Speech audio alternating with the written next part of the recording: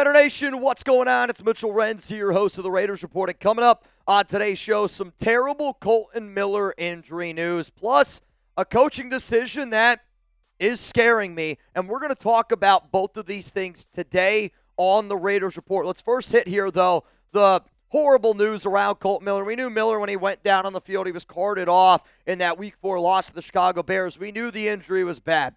Originally, we actually thought it might have been a shoulder injury based on what Miller was like looking and holding.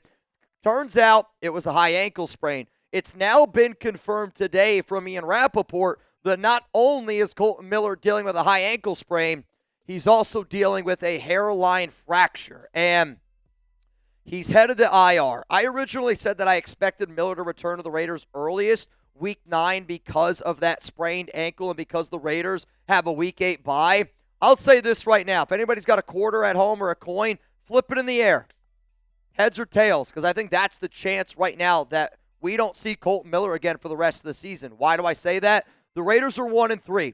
Kolton Miller was just recently given a contract extension. He is a part of this long-term plan. If Kolton Miller is healthy, I do think he's going to try to play. But if the Raiders are 100% out of it and they're just a really shitty team and we're clearly not going to make the playoffs and we have nothing to play for, they're going to let him heal up. They're going to make sure he's rested. That way he's ready to rock and roll for 2026. But there is a chance that Kolton Miller is done for the season. So unfortunately, some bad news turned worse. Here, though, is the move that scares me. According to Pete Carroll, he anticipates that Stone Forsythe is going to likely play the left tackle position now that Kolton Miller is likely out for potentially the remainder of the season. Carroll said, quote, Forsythe will be the first choice, but this is also an opportunity for Charles, meaning Charles Grant, to make a charge for it. My point is this. If you agree that the idea of starting Stone Forsythe at left tackle is dumb and it scares the heck out of you, I want you to hit the like button on this video right now, because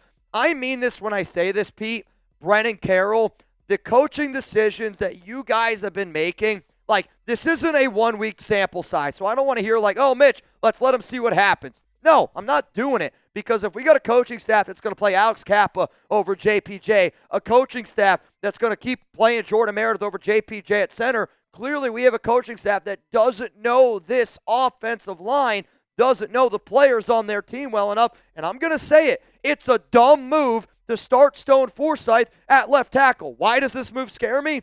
He's already a career below average backup. Like, would you want Brandon Parker to start at left tackle?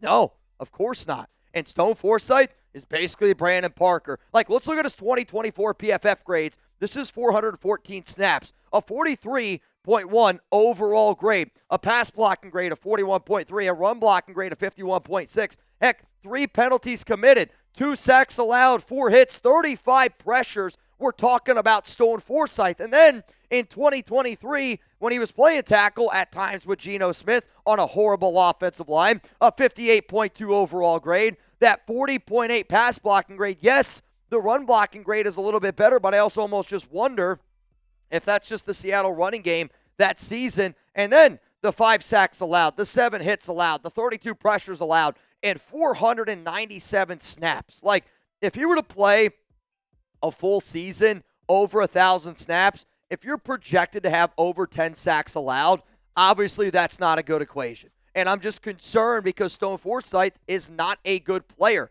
And I know that he's not a good player. I think you guys know he's not a good player. So knowing that, why are we going to continue to roll with something that we already know what it is? Stone Forsythe is not a good offensive tackle.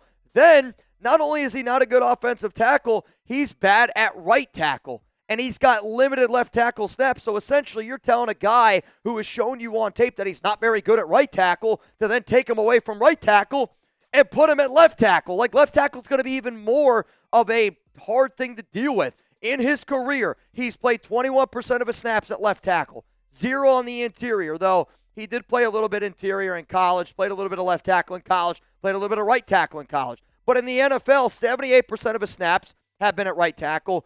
Tight end is he's not actually been lined up at tight end. It's more for like jumbo sets when you bring out that 6th offensive lineman. They're technically lined up in that tight end spot, which is where he's played. So you're telling me a guy that's really struggled at right tackle, we're going to go put him at left tackle. Okay, Pete. All right, Brennan. Now the bunk beds seem a little left up. Make the choice right now. Should the Raiders start Stone Forsythe at left tackle? If you're like, yes, Mitch, this is the right decision to make, type yes down below. If you're like, no, I don't think it makes any sense, type no, and then I want you to tell me who you think that the Raiders should be starting at left tackle. Clearly, I don't think it's a smart decision for the Raiders to go about this route, but you know what? I'm not going to tell you who I want to start at left tackle yet. I'm going to make you watch a little bit longer because I want to see what you guys have to say before I give my answer. Let's go to the next reason, though, why it scares me a little bit. And reminder to the Real Cowboy Super Chat, if you're watching this live, I feel like Pete Carroll is showing favoritism.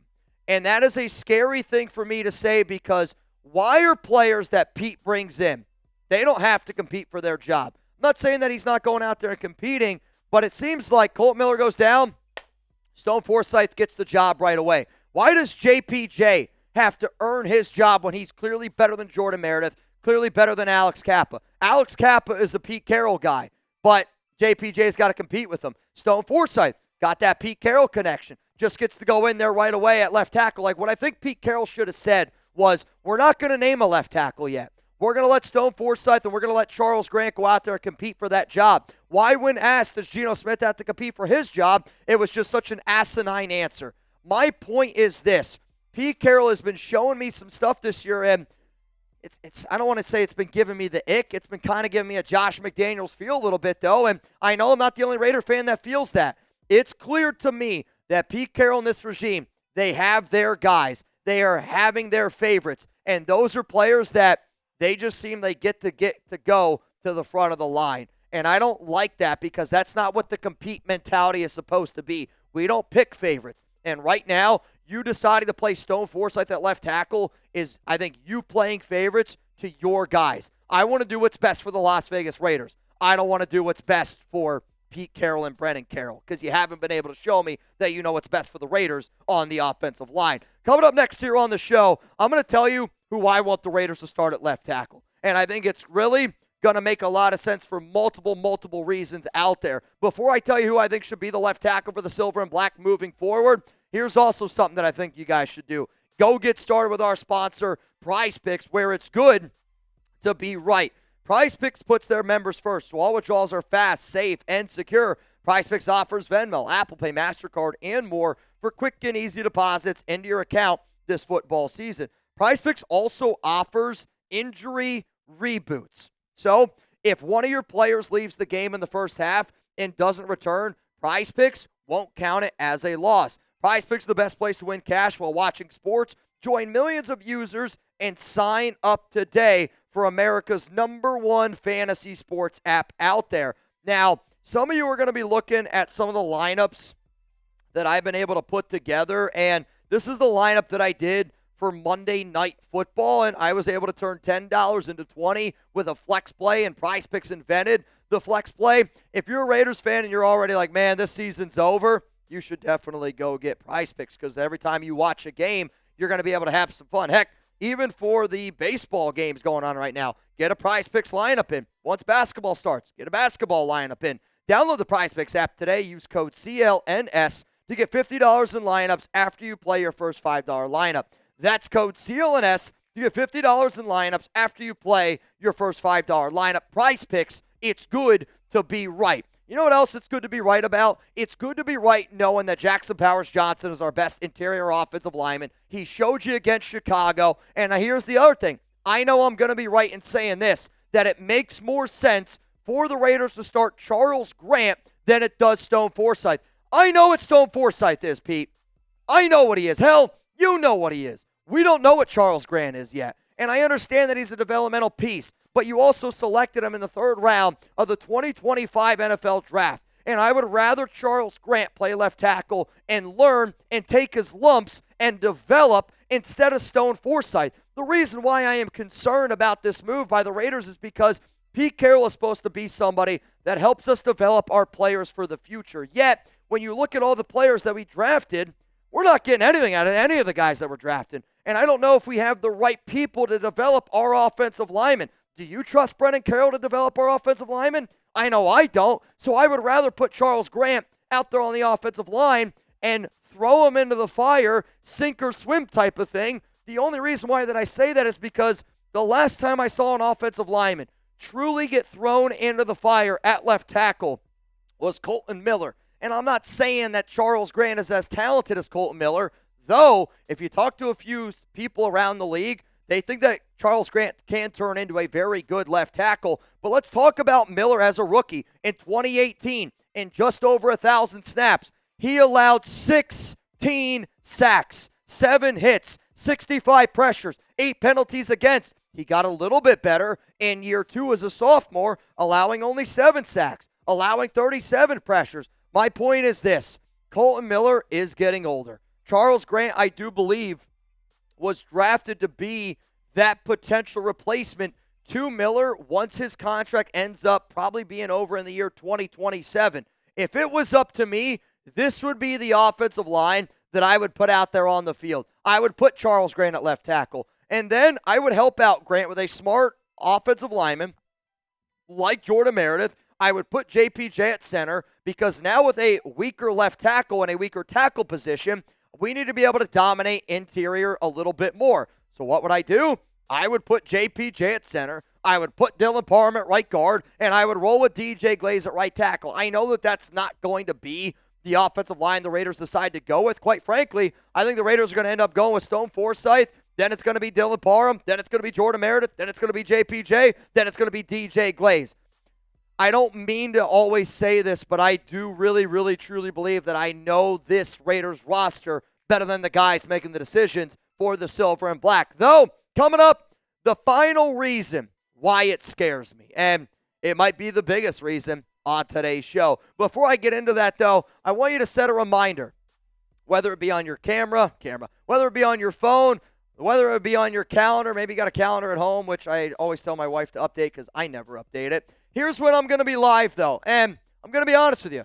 October 6th, it's my wife's birthday. She's not very happy that I'm going to be working all day. So all I ask is this, that you guys pull up and show up every single day this week like you guys always do. We're going to have some deals. We're going to have some prizes. We're going to have a good time. Wait until you see what our brand new raffle item is in the month of October. If you're not subscribed to the Raiders Report, make sure you click that subscribe button right now. Let's go to the final reason here, though, of why this move by the Raiders starting Stone Forsythe at left tackle scares me.